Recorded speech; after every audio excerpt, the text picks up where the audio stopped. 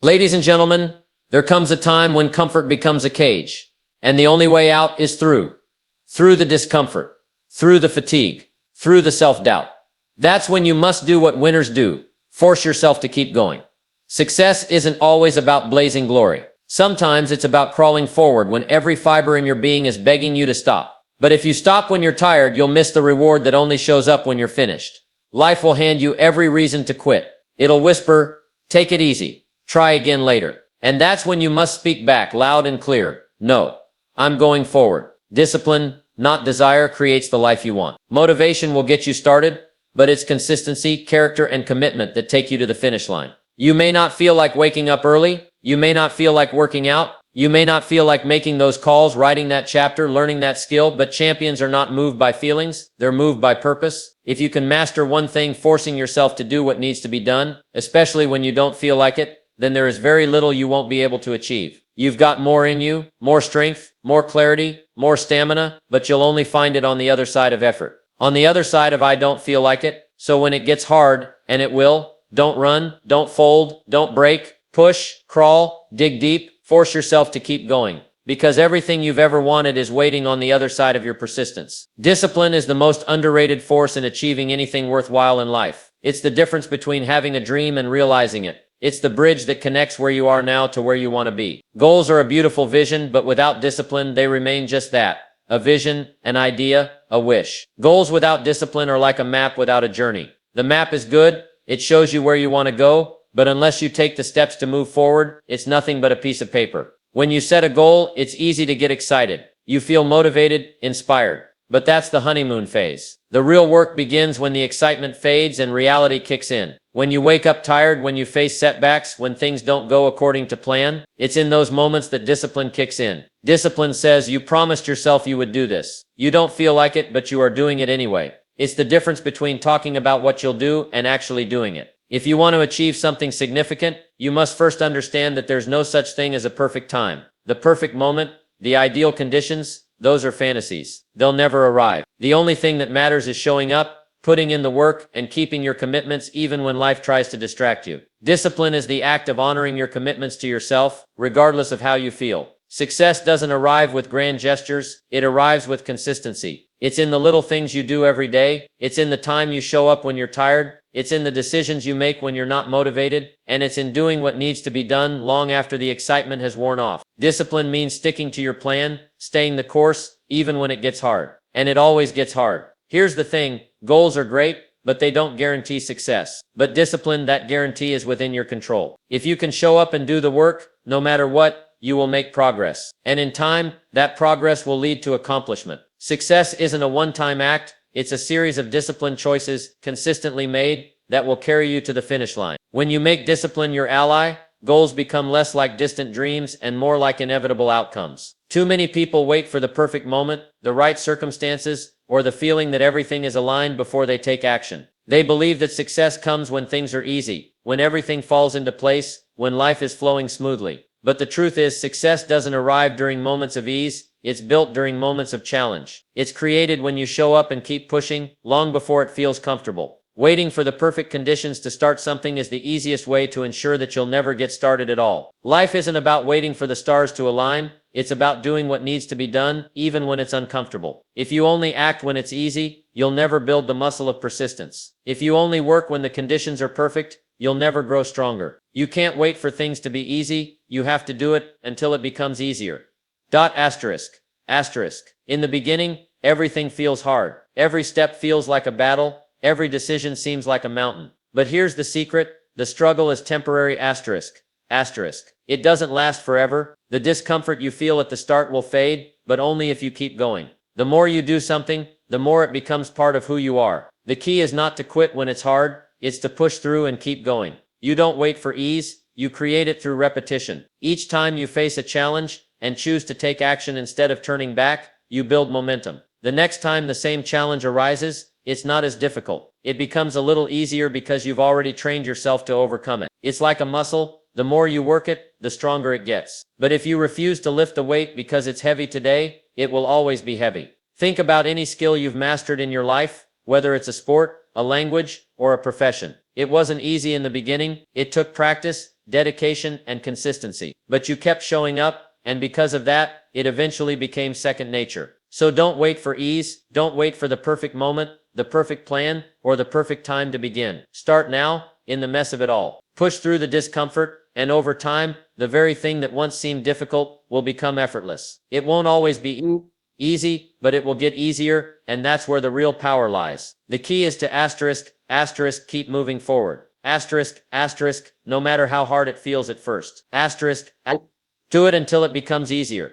That's the secret to mastery. That's the secret to success. Success is not some grand event that happens overnight. It's not the result of one big heroic effort that suddenly propels you to greatness. It's built step by step through the countless small acts of persistence that add up over time. It's in the little things you do consistently, even when no one is watching, even when no one is cheering. It's the daily decisions, the small choices, the actions you take when no one else would understand or notice. That's where success is truly made. You see, most people get discouraged when they don't see instant results. They start a new venture, they put in some work, and after a short time, they look around and think, where is the success? Why isn't this paying off yet? And in that moment, many people quit. They miss the truth that success doesn't come from a single action or a sudden burst of effort. It's about sticking to the plan, day after day, even when it seems like nothing is changing. The small acts of persistence are where the magic happens. The decision to keep going when it's easier to stop, the commitment to show up even when you don't feel like it. The small habits, compounded over time, are what create real progress. Whether it's making one more call, reading one more page, doing one more rep, or learning one more thing, you are stacking those moments, and those moments will eventually turn into something bigger than you can imagine. Success doesn't require you to do everything all at once. It doesn't require you to change your entire life in a single day. What it does require is your persistence, your commitment to show up and do what needs to be done over and over again. It's about doing the right things, not perfectly, but consistently. Persistence isn't about doing something flawlessly. It's about continuing to do it, even when things go wrong. Even when you make mistakes, even when it feels like the odds are against you. The power of persistence lies in the compound effect. Every small action you take, no matter how insignificant it seems at the time, adds up. It compounds. It builds. Over time, these small acts create momentum, and momentum is what drives success forward. It's the key to unlocking your potential. If you just keep doing the right things, day after day, that momentum will carry you far beyond where you started. And this is where most people fall short. They give up too soon. They give up right before the breakthrough happens. They stop at the point when things are just about to click. But those who succeed understand that it's never about one big moment. It's about showing up, day after day, doing the small, often overlooked things that others won't do. They trust the process, knowing that success will come, one small act at a time. So don't underestimate the power of persistence. Don't look for shortcuts or quick fixes. It's the small, consistent actions, the things you do every day, that build the foundation of success. Keep moving forward, even when it seems slow. Those small steps will eventually lead to big rewards. Because success isn't a destination, it's a journey, and every small act of persistence brings you closer to the life you want. Healing requires inner recalibration. This is not just an abstract concept or a spiritual cliche, it's a literal transformation of the internal systems that govern how you think, feel, and behave. Inner recalibration means bringing your brain, heart, and body back into alignment after they've been knocked out of balance by emotional pain, stress, or trauma. It's the process of reprogramming the subconscious, restoring coherence to the nervous system, and shifting the energetic frequency that you operate from every day. When a person is hurt, especially someone who loves deeply and loyally, the wound isn't just emotional, it's neurological and physiological. The moment of betrayal or pain creates a surge of stress chemicals in the body, adrenaline, cortisol, and norepinephrine. The heart rate spikes. The breath shortens. The brain begins to loop in survival thinking. These changes aren't temporary. If left unhealed, the body memorizes them. The pain becomes the new normal, and over time, the internal systems recalibrate * to the trauma * rather than * through it *. That's where the cycle begins. The brain stays on high alert. The body prepares for more betrayal. The heart closes off to protect itself. And without awareness, this becomes the person's baseline. A low-grade state of tension, guardedness, and emotional contraction. They may not even realize how far from balance they've drifted, because the body is so used to operating in survival mode that anything outside of that feels unsafe or foreign. This is why healing doesn't happen just by thinking positively or reading affirmations. Real healing happens when you recalibrate the * entire inner system. When you recondition your emotional body to feel peace instead of panic, wholeness instead of lack, and safety instead of fear. That requires presence. That requires a willingness to turn inward and sit with what you've been avoiding. Not to relive the pain, but to transmute it. Recalibration begins with awareness, noticing the thought loops, the emotional habits, and the somatic patterns that have become automatic. It means observing without judgment, watching how your nervous system reacts when someone gets close, how your chest tightens when you think about the past, how your shoulders tense when you expect disappointment. These are signals from your body, clues to where the internal compass is still pointed toward survival instead of creation. Then comes the shift, choosing new emotions, new thoughts, new energetic signatures, even before your external reality gives you a reason to. You start teaching your body what it feels like to be calm, connected, joyful, trusting. You use breath, stillness, visualization, and elevated emotion to begin firing new neural pathways. And every time you do, you weaken the old program and strengthen the new one. You are literally rewiring your brain, regulating your heart rhythm, and training your nervous system to move out of contraction and into expansion. This is inner recalibration. It's not about fixing what's broken, because you were never broken. It's about remembering who you were before the pain programmed you otherwise. It's about creating a new internal environment, so that your outer world has no choice but to reflect that change. You don't attract peace by hoping for it, you become it. You don't find healing through force, you allow it through alignment. And as this recalibration deepens, you begin to experience life differently. The same situations that used to trigger you now pass through you. The same people who once mirrored your wounds now reflect your wholeness. Your body, once a battleground of stress and protection, becomes a sanctuary for presence and power. You stop reacting to life from the memory of pain and begin responding from the vision of possibility. That's the power of inner recalibration. It doesn't just heal you, it evolves you. It allows you to access the version of yourself that your pain tried to hide. It frees your biology from the past so that your future is no longer a repeat of your wounds, but a reflection of your growth. And that is when true healing becomes not just a recovery, but a rebirth. He becomes more discerning, not just in what he thinks, but in how he feels, how he acts, and how he interacts with the world. This shift in discernment is a result of deep internal transformation, one that moves beyond simple judgment or decision-making. It's the ability to recognize subtle patterns, to read energy before it manifests in words or actions, to sense the deeper currents beneath surface appearances. It's an awareness born not from intellect alone, but from emotional clarity and embodied wisdom. When a loyal man has been hurt, especially by betrayal or broken trust, his internal world is altered. His nervous system has been conditioned to react. His emotions have been etched deeply into his body's memory, and his brain has formed specific neural pathways that reinforce caution, self-protection, and often a tendency to avoid emotional vulnerability. This process doesn't happen overnight, but over time it becomes ingrained in how he perceives the world. He begins to see through the lens of past wounds, no longer trusting others as freely, doubting the authenticity of those around him, and questioning the motives of even the most well-intentioned people. But as he heals, something profound begins to happen. His energy recalibrates, his emotional state shifts, and his brain begins to reorganize. Through practices of mindfulness, emotional processing, and personal growth, he starts to develop a new sense of awareness. He becomes more attuned to his own internal landscape, noticing the subtle signs of discomfort, tension, or joy that arise in his body as he interacts with the world. He becomes sensitive to the emotions that stir within him, understanding that his reactions are clues, not just to the present moment, but to deeper patterns from the past. In this space of healing, he becomes more discerning about the energies he allows into his life. He no longer operates from a place of unconscious reactivity, but from a position of conscious choice. He is no longer as easily swayed by external circumstances, nor does he surrender his peace to the whims of others. His decisions are no longer influenced solely by the need for safety or avoidance of pain. Instead, they are rooted in the wisdom of his own emotional clarity, his deeper understanding of what truly serves him and what doesn't.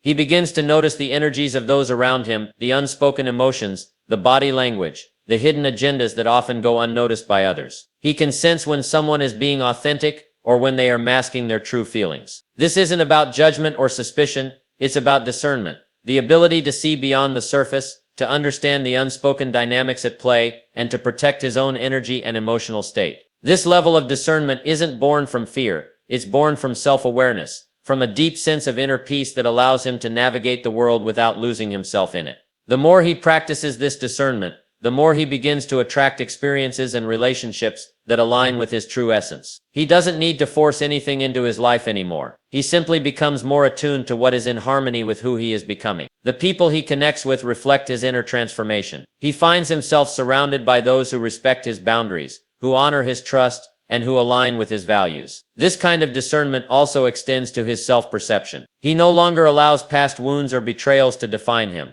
His self-worth is no longer tied to what others have done to him or how they have treated him. Instead, his sense of self is rooted in his own understanding of his worth, his own capacity to heal, and his own ability to choose how he responds to life. He becomes the master of his own energy, no longer handing his emotional power over to external circumstances. Through this process, he evolves. His inner wisdom grows, and he steps into a more empowered version of himself, one who no longer reacts from a place of hurt, but responds from a place of clarity. He becomes more discerning in his choices, more aligned with his own truth, and more at peace with the rhythms of life around him. This shift doesn't just change how he engages with others, it changes how he engages with himself. And in that space of discernment, true freedom is found, not in controlling the world around him, but in mastering his own internal landscape. He becomes more discerning. But this is not a surface-level skill or a quick decision of the mind. It is a deep embodied transformation that arises only after a man has journeyed through pain, disappointment, and internal recalibration. Discernment in this elevated sense is not suspicion, paranoia, or judgment. It is the ability to feel truth to sense when something aligns with your inner coherence or disrupts it. To perceive beyond words, beyond appearances, beyond superficial emotion, into the subtle energies that govern people, places, and choices. When a loyal man has been betrayed, something profound happens inside him. The shock doesn't just pierce his heart, it disrupts the neural patterns that once associated love with safety. The brain, designed to predict the future based on the past, starts scanning for danger in every interaction. The body, which once felt open and trusting, contracts into defense. The nervous system becomes hyper-aware, and the emotional body begins collecting data, not logically, but energetically. But if he chooses to heal, to no longer repeat the emotional signatures of his past, something deeper begins to awaken. He doesn't just become careful, he becomes conscious. His perception sharpens, but not from fear, from awareness. He begins to recognize not just what people say, but the energy behind their words. He notices how his body reacts in certain environments, how his heart feels in specific conversations, and how his intuition subtly speaks when something is either in resonance or out of alignment. This discernment is the result of emotional mastery. As he heals, he starts to understand the difference between reactive thoughts and intuitive knowing, between emotional triggers and energetic truth. He no longer needs to justify or analyze every decision. He can feel when something supports his well-being or when it threatens it. His body becomes the barometer. His nervous system, once dysregulated and confused, now becomes a fine-tuned instrument for inner guidance. He begins to make decisions based not just on logic, but on frequency. He knows that everything, every person, every opportunity, every experience, carries a vibration, and instead of being pulled toward what is familiar even if it's dysfunctional, he becomes drawn to what is coherent what is elevated, what matches the new version of himself that he's worked so hard to become. And this discernment also transforms how he relates to others. He stops chasing people's potential and starts aligning with their pattern. He no longer tries to heal others with his loyalty. He doesn't sacrifice his peace for the illusion of connection. He's no longer impressed by charisma, charm, or temporary warmth. He feels for consistency, integrity, congruence. That's the language of his healed nervous system, the rhythm of someone who no longer lives in emotional chaos, but in internal coherence. He doesn't react when someone shows red flags. He simply notices and chooses differently. He doesn't need to punish, prove, or persuade. He's not trying to win people over. He's filtering life through a new system, one where his inner peace is the highest priority, and his energy is not up for negotiation. He trusts that what's meant for him will never require him to abandon himself. Discernment becomes his superpower. It protects his peace, refines his focus, and elevates the quality of his life. It's not about closing his heart. It's about opening it intelligently. It's not about fearing betrayal again. It's about reading energy clearly enough to never walk blindly into it again.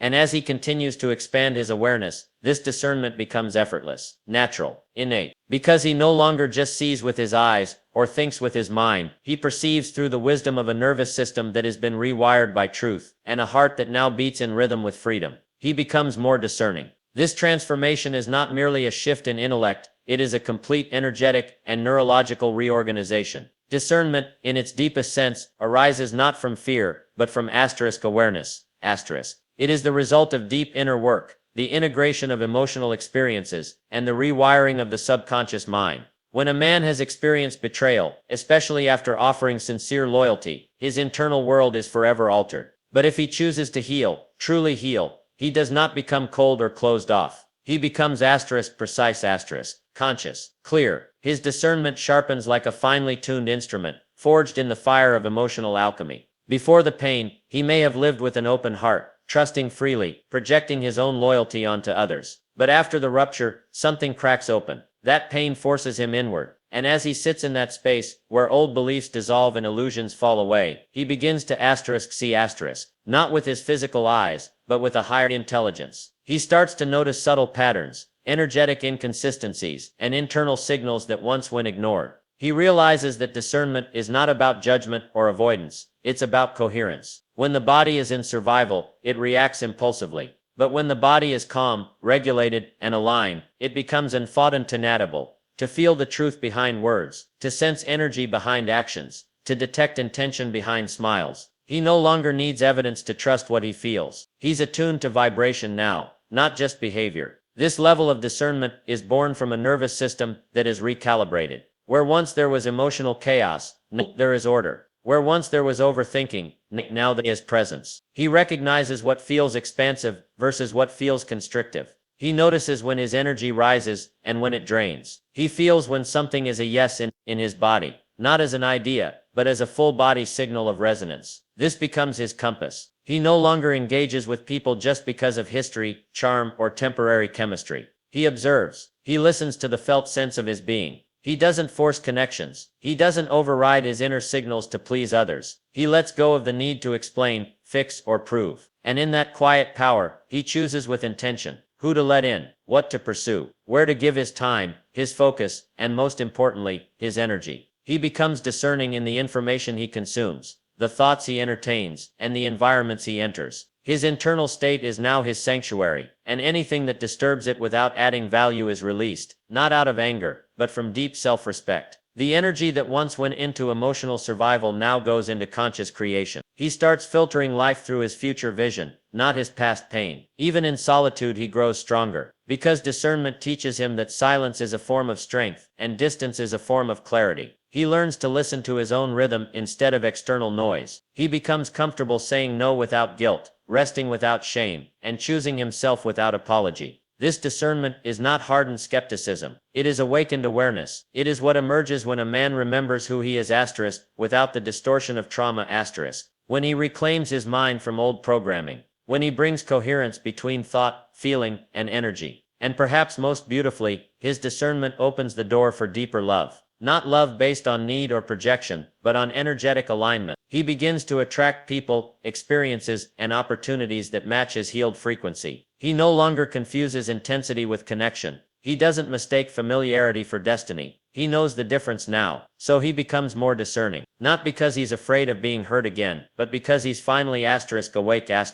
His vision is clear, his energy is sacred, his future is intentional, and every choice he makes from this place becomes an affirmation. I am no longer who I was. I no longer live in reaction to the past. I am creating my life with wisdom, power, and precision. Out of the ashes, a new identity is born. This is not just a poetic metaphor. It is a deep neurological, biological, and energetic reality. When someone goes through emotional devastation, the kind that shatters old beliefs, dismantles trust, and strips away all illusions, they are not just hurt. They are disassembled. The version of themselves that once moved through life with familiar habits, patterns, and emotional signatures begins to fall apart. And while that descent feels like chaos, loss, or even death, it is actually the precise environment required for rebirth.